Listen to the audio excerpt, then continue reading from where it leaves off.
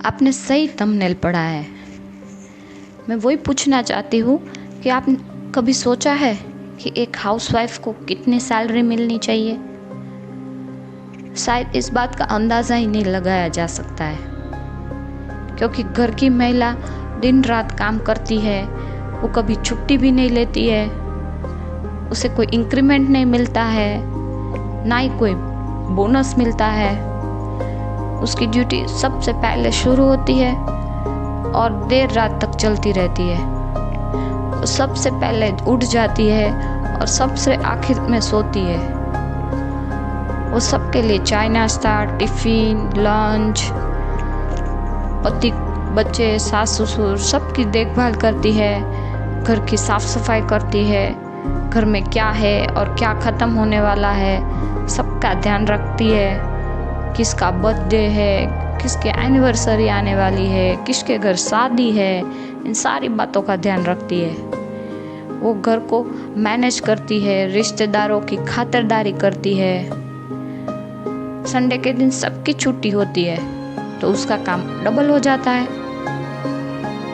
उसे तो कहीं आराम मिलता ही नहीं। और फेस्टिवल वाले दिन में उस टाइम में उसका और काम बढ़ जाता है। स्वीट बनाना, घर की साफ सफाई करनी, घर को डेकोरेट करना। उसे तो कभी छुट्टी मिलती ही नहीं है। तो आप बताइए उसकी सैलरी कितनी होनी चाहिए?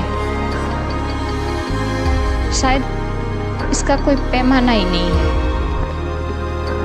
क्योंकि वही केयर टेकर है, वही कुक है, घर का मैनेजमेंट भी वही देखती है और बच्चों की टीचर भी तो वही है।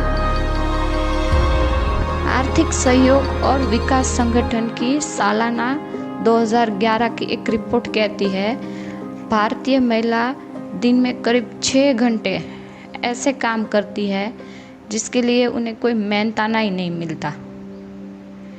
यही काम अगर किसी बाहर से करवाया जाए तो उससे तो सैलरी देनी पड़ती है। घर की महिलाओं का क्या, वे तो दिन इतना काम करने के बाद भी अगर खर्च के पैसे थोड़े ज़्यादा मांग ले तो उसे पूछ लिया जाता है कि तुम दिन भर करती क्या हो।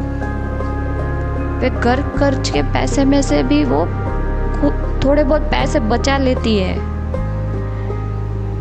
उन्हें ऐसा महसूस करवाया जाता है कि तुम मुफ्त की रोटियां तोड़ती हो।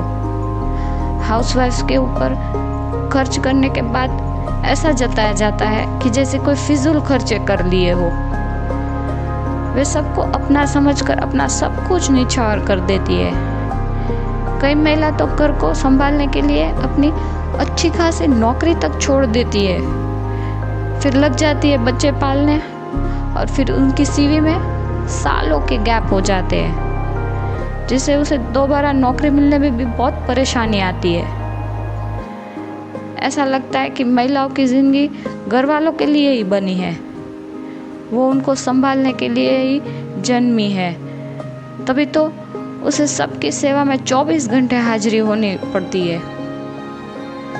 हाउसवाइफ की वजह से सभी घर वालों को बना बनाया खाना मिल जाता है, पति को समय पर नाश्ता खाना, धुले इस्त्री किए हुए कपड़े मिल जाते हैं, जिसे वो सही से ऑफिस पहुंच जाते हैं। हाउसवाइफ बच्चों के होमवर्क से लेकर स्कूल के प्रोजेक्ट की तैयारियां करती है।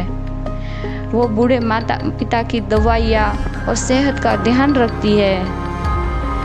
महिलाएं शादी करके इन जिम्मेदारियों को सिर ले तो लेती है।